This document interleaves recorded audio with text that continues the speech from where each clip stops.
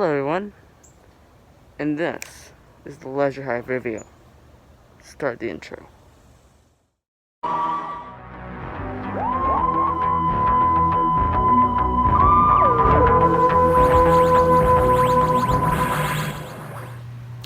Hello everyone, and this is Mii Maverick, and today we're reviewing one of my favorite Doctor Who episodes of all time, the Leisure Hive. The Leisure Hive is by other people considered really bad and really weird. But I like this episode for I like the episode, but then like the other percent of it, I like it unironically. Let me explain. So let me just summarize the story at the beginning. So basically, there are these species called the Argolans, and their planet is called Argolis.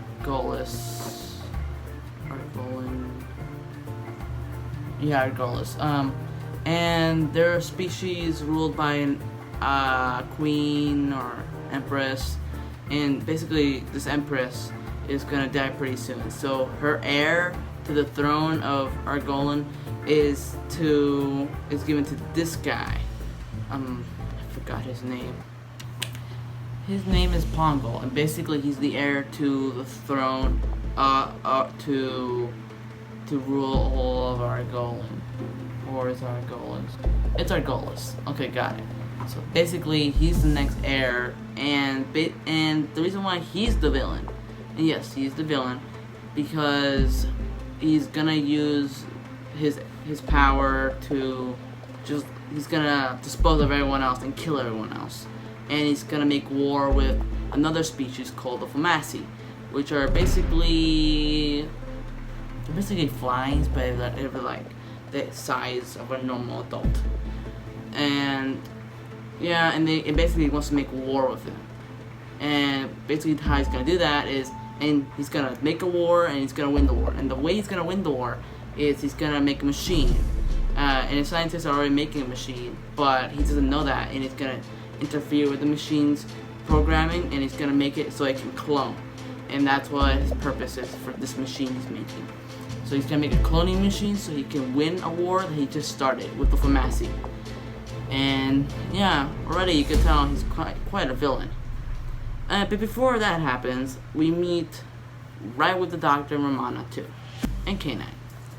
Basically, I gotta say, this is a nice reintroduction back into the Doctor Who. Especially after we get this 80s intro, crazy starlight, so many stars. After we get that weird intro that no one's seen yet until now, we just enter a scene with Romana and the Doctor just chilling. And then I think they're playing with a frisbee, and then the frisbee accidentally goes into the water, and then K9 goes into the water. When K9 goes into the water, well, that was an accident, basically. Basically what happens is K9 goes into the water, and his machining explodes, because he's a robot. So of course, he explodes, and Romana is devastated. So he just brings the rest of him to the Doctor, and then the Doctor's just chilling. And then he finds him all scrapped. And also, by the way, the reason why the writers, specifically the one that wrote this is David Fisher. The reason why the production wanted K9 out of the story and had him, malfunction is because K9 was already OP. He's like super overpowered. Like, he has the laser. Like, have you seen him in the previous stories? He can just shoot a laser and kill someone immediately. So that's how OP he was and overpowered, and that's why they had to kind of have a way of getting him out of the story. I mean, what's the point of having K9 on the show then? I mean, yeah, K9 does some cool stuff sometimes, but that's the problem. They only do it sometimes because they figured out how strong K9 is. Anyway, we come back with the Doctor, and then he's gonna go fix K9. And then this whole fixing K9 thing comes like all the way until like full circle. And then I don't exactly know why they go to Argolis yet. But when they do, they're fugitives, or they're uninvited guests, and I don't know how they accidentally get there. I mean, I don't really remember why they're there either. I'm guessing they need something to fix K9 with. So now the Argolans are looking for Dr. Romana, since they didn't ask permission to go or come to this planet. So they're just hiding, and then the doctor, for some reason, goes into a machine, and then that rips them apart.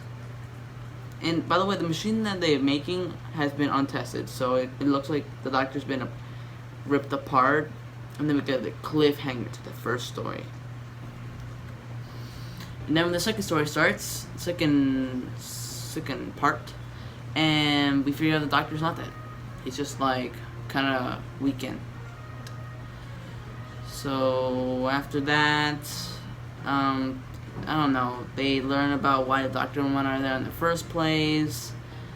Man, I could probably remember any of this stuff. That's kind of sad.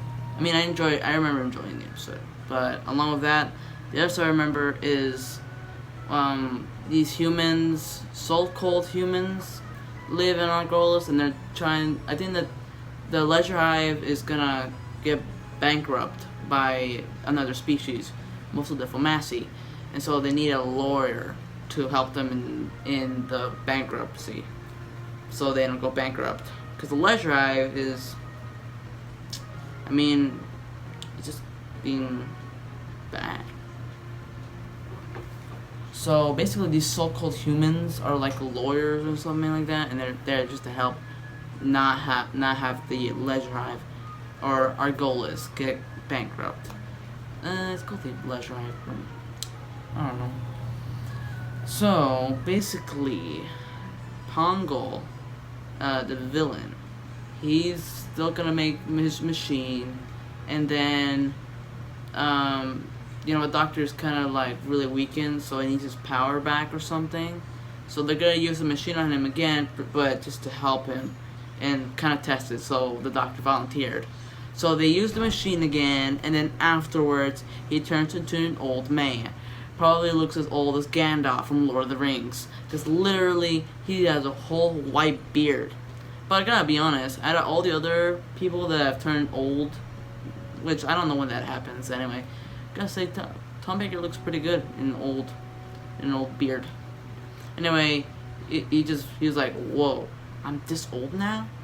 And then I think he tells us he's been there in that cage for 300 years. Oh, jeez. It's not as long as the 12th Doctor, though, because he was in heaven sent.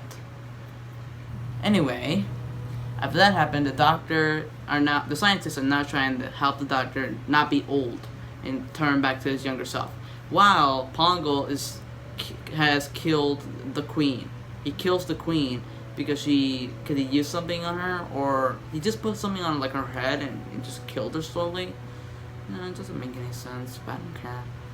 And then after that, a Fomassi race, or a Fomassi that's been hiding under the Leisure Hive, is reached, and he attacks all the humans. But actually, and you can correct me on this, but as soon as he touched the humans, does he turn the humans into Fomassi, or do the Fomassi are secretly disguised as are humans secretly disguised?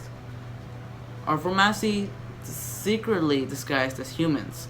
Because those humans, as soon as that Fomassi attacks all the other humans, like the lawyer and everyone else, they turn into Fomassi. And I don't know if they were secretly disguised, because they said no, no, no, no, and they kept yelling no, so I'm assuming they turned them into Fomassi, but I don't know, it was pretty abrupt, and that led us to our third cliffhanger. Okay, I think we're at the part where Pongal, the villain, is actually getting to rule. Now his cloning machine works, and he's ditching the Dr. Romana, and he considers them outlaws on the Leisure Hive. So now Romana and the Doctor have to hide and defeat Pongal once and for all, since the Queen is dead, and now everyone obeys Pongal. So now literally everyone is screwed. So somehow, also there's a scene where the doctor uses his scarf to like I think choke someone. Yeah. And then how did they defeat Pongo again? Somehow the doctor fixed the machine. He's no longer old, but Romana and them and the doctor split, so they're now going to work. They're gonna split, and then I forgot what I was gonna do. Anyway, Pongo's plan failed. I don't know exactly how, but the doctor is a really smart alien. So basically, he fixed the chamber machine. He's no longer old, but he also changed the programming of the clone army that Pongo made.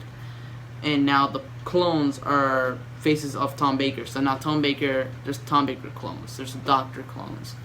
And then that's how Pongo's scheme ends. And I think he's arrested or something like that.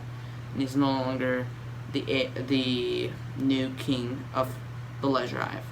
So with that in mind, the doctor is now to his original state, and Romana and them leave. That's a summary. Now, about the Leisure Hive. You might say, Amelia, why do you complain about so much stuff in the story if you love it so much? Well, here's the thing. I like it ironically. I mean, I find some of the core really interesting. Some of the stuff that they do is very interesting. I think the Fomasi is a really cool Doctor Who monster. I think they look really cool. It's like, I like the costume. I think the Argolans though are pretty weak. I mean, Pongo is a pretty interesting villain. He's one of the species of Argolans, but the way he defeats the Empress Mina, that's her name, who ties later in the episode, I don't get how he killed her. I remember she put something on his head, and I don't know if it was like because he was sabotaging a lot of stuff, and it didn't make sense to me. Although he was pretty intimidating, not evil intimidating, but smart intimidating. He was very smart. So, but the doctor was smarter, so that's why he defeated him. I just think that the doctor turning old at one point is really interesting. I mean, isn't there always like an episode in any TV show you watch where the characters like turn old or young, or to kids or to babies? I mean, literally, or like they lose their powers. You can literally find any of those episodes in any show you watch.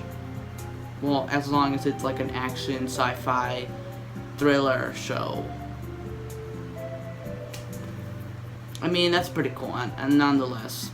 Also, the effects are horrible, but I love it unironically because it's really charming how much it looks so 80s. This is why I love the 80s era. It's so 80s. I mean, you can tell they were starting to take inspiration from Star Wars. And by the way, The Empire Strikes Back only came out a few months after this episode. No, it came out a few months before this came out.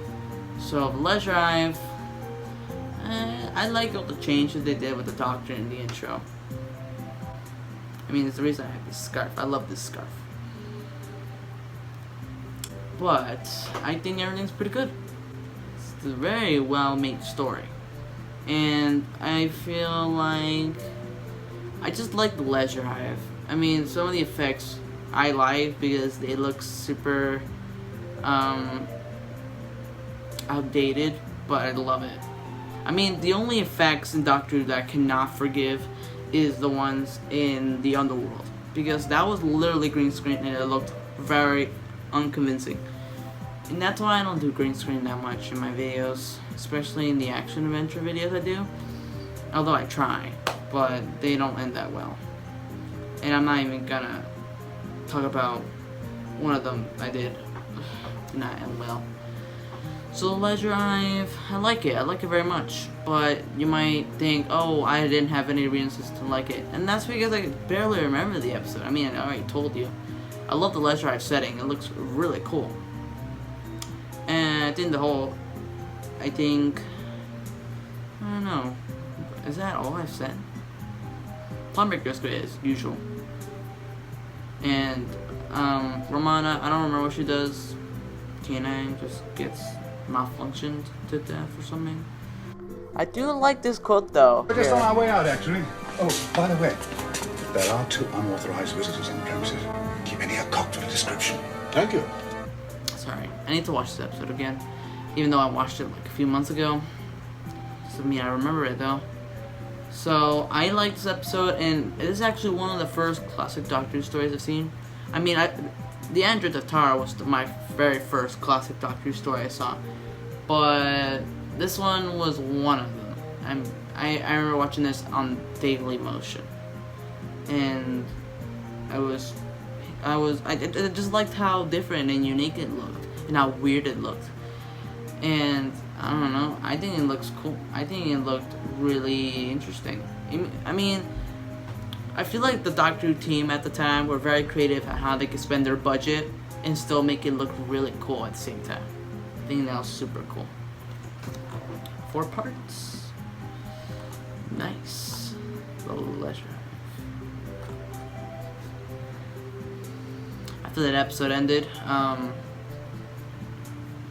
I ended with a smile because I love the story.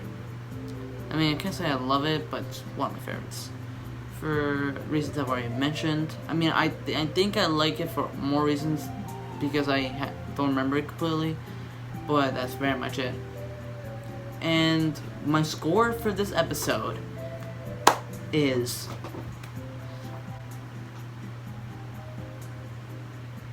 9 out of 10. Kind of hurts me for me it's not being 10 out of 10. I love this episode, but it has to be 9 out of 10 since all the problems I've mentioned. But it's so iconic. I find this so iconic in my brain that it's super unique too. I mean, when do we ever get a story like that in Doctor Who? 9 out of 10 is my final score for this episode, and it's pretty good. I recommend it, and some people think it's just bad because of how the effects look, or how unconvincing some of the situations are. Like, why would the Doctor go in the chamber and then get ripped apart later on? I mean, this doesn't make any sense, right? I mean, they're trying to hide, but I don't think, maybe he could have mistakenly go there, but I think the Doctor's smart enough to know that that's a scientific chamber and not somewhere to hide, like a cupboard. So that's 9 out of 10 for my final story, and well, yeah, that's my Leisure Hive review. Hope you guys enjoy my Leisure Hive review, and I'll see you guys later. Mii Maverick signing off, and I will do more reviews every week. I do a review every week. I do have a lot of more ideas to do since I've had time to think about what I want to do. So I have like 2 video ideas that I want to do around this month of September. So wait for those. I'll see you guys later, and this is Mii Maverick signing off. And I'll do the videos when I can. So guys, see you guys later.